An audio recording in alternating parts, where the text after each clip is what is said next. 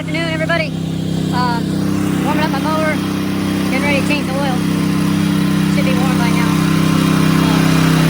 Go ahead and change it.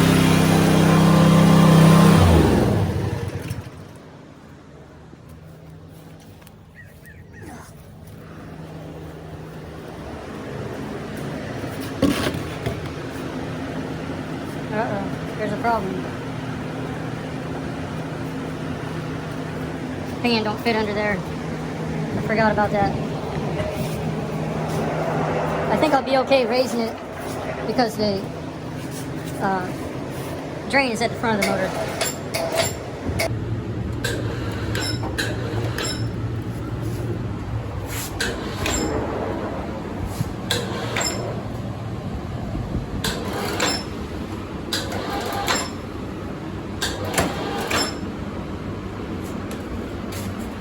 Since the drain's at the front, it won't hurt. Now, when I put these engines on these Hustlers, I always put a drain tube on. I've already broke it loose, so I just gotta unscrew it. So I found some gloves, there's stuff in there to push the hose back this way a little bit so they can drain into the pan. See if I can put the pan where it can hit that drain and hit the oil filter at the same time. And I can go ahead and take that oil filter off.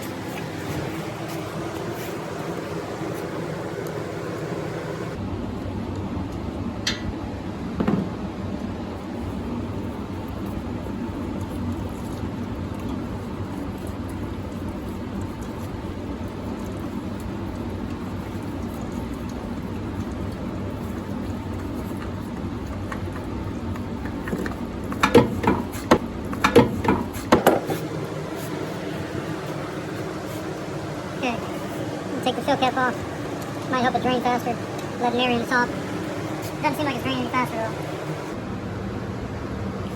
though. Alright, that's just gonna take its time. So anyway, what I use on these small engines, on the air-cooled carbureted motors, is straight 30 weight, and I'm in the south, so that might make a difference.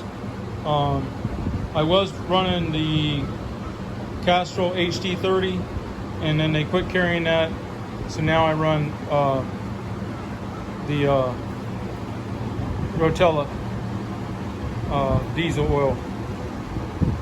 Alright, I'm going to turn this off while it's draining so that you guys don't have to wait. Okay, so she's done draining, so let's put the plug back in there.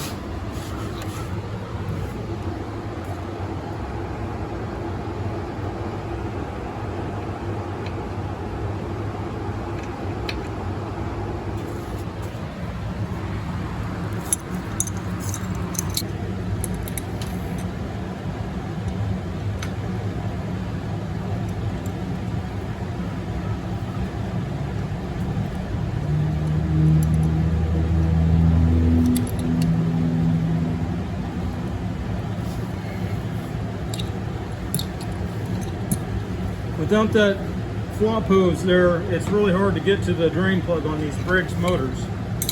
So if you're putting a new motor on, I suggest you always use that. Get one of the hoses before you do. Wix 51348XP.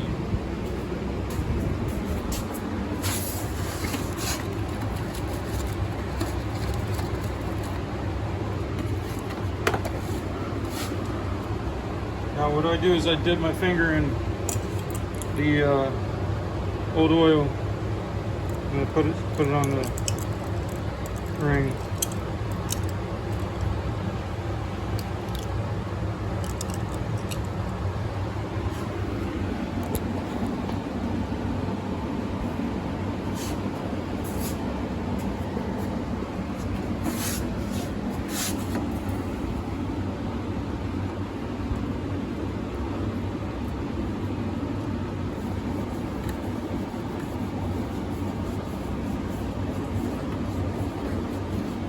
I just hand tighten it, and then because my fingers are a little slippery, I just give it a little bit more than hand tight. If my fingers weren't slippery, I would just do hand tight. and then just monitor it like as you're using the machine to see if it needs any more. Let me get the pan out of there.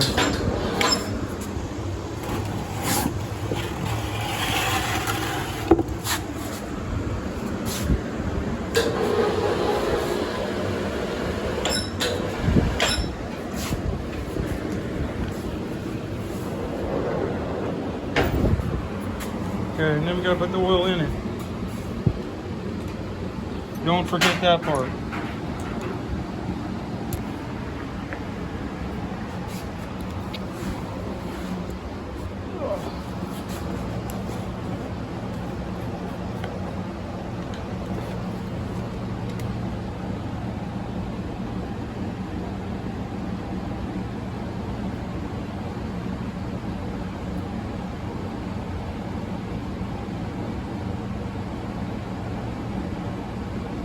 I can't remember the capacity, so all I can say is just add it and check it, and then run it to fill the filter, and then check it. So I'm just down at the very end, so probably another half quart or so. Oh, just spilled it everywhere.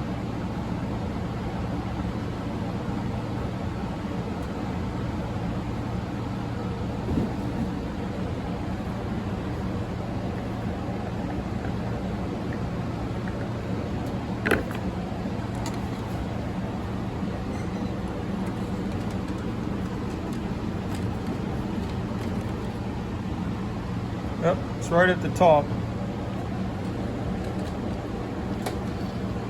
So it's ready to fire up to run it into the filter and then check again.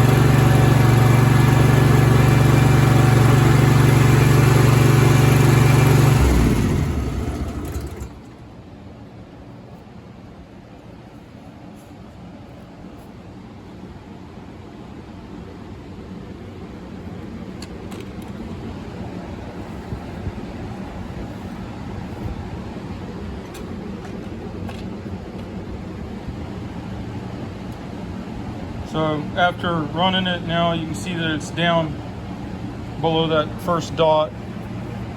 So I'm going to put a little more in it.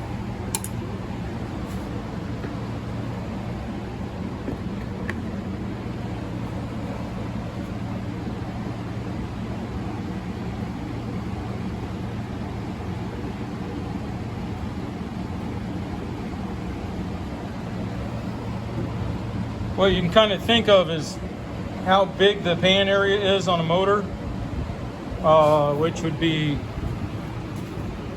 this area right here all the way, and then think about how much oil you would have to pour into a space that large to bring it up the amount you want it to come up. Now, I mean, that's not nearly exact at all. It's just that if you have no clue, the size of the pan is what would determine how much oil you need to put in to bring it up to a certain level. And that over there, see that's just right. Over there, that on having the motor on the ground, you can see. Now, if you had a Cummins diesel engine, the pan's quite a bit bigger, and you have to pour a lot more oil in to bring it up a 1/4 inch. All right, so that's all there is to it. It's pretty easy.